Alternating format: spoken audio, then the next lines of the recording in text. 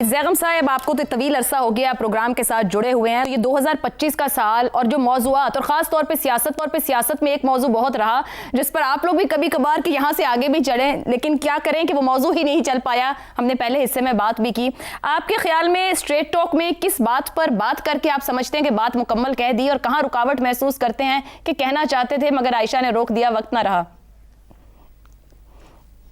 چلیں اس پر میں آگے بات کرتا ہوں. پہلے تو جو ایک بڑی دلچسپ بات اردو کے حوالے سے ہو رہی تھی وہاں سے میں کیوں نہ شروع کروں. کہیے. کہ دیکھیں اس ہمارے شو میں دو بابائے اردو ہیں.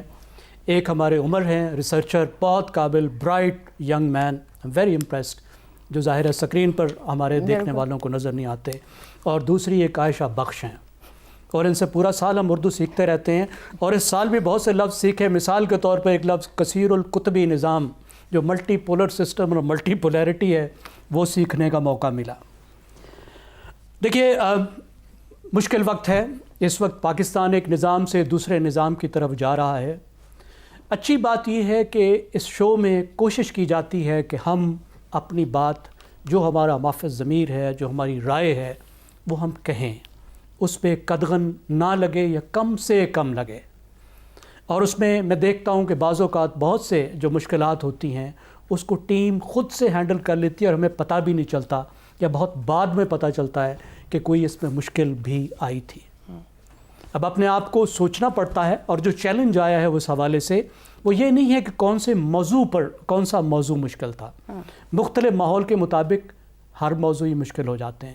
صحیح. لیکن اہم جو چیلنج ہوتا ہے وہ ہوتا ہے لنگوسٹک، لسانی چیلنج، کہ آپ اس طریقے سے کہیں کہ کوئی مسائل پیدا نہ ہوں. آپ بات بھی کہیں، آپ کہہ دیں، سننے والے سمجھ بھی جائیں، آپ کی کمیونیکیشن بھی ٹھیک ہو جائے، لیکن وہ اس انداز سے ہو کہ اس میں کسی طرح کا کوئی ایشو کسی کے لیے پیدا نہ ہو. تو یہ تو میرا خیال ہے ایک ایسی چیز ہے جو سب کو نیویگیٹ کرنی پڑتی ہے.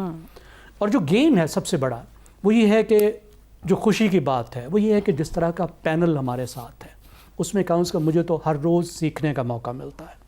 ہمارے بہت سینئر صحافی جو 3 سال ہمارے ساتھ رہے، افتخار صاحب، وہ اس وقت ہمارے ساتھ نہیں ہیں. کچھ دن پہلے انہوں نے چھوڑا، ان کو ہم یاد کر رہے ہیں. حسن نثار صاحب جو ہیں وہ پاکستانی صحافت کے راک سٹارز میں سے ایک ہیں. عامر نے ابھی ہمیں جوائن کیا، عامر احمد خان نے بہت سیزن پاکستان کے بڑے صحافیوں میں سے ایک ہیں. رضا میرے دوست ہیں، پوری دنیا میں ان کے نام کا ڈنکا بجتا ہے، ان کی اپنی ایک آن بان شان ہے.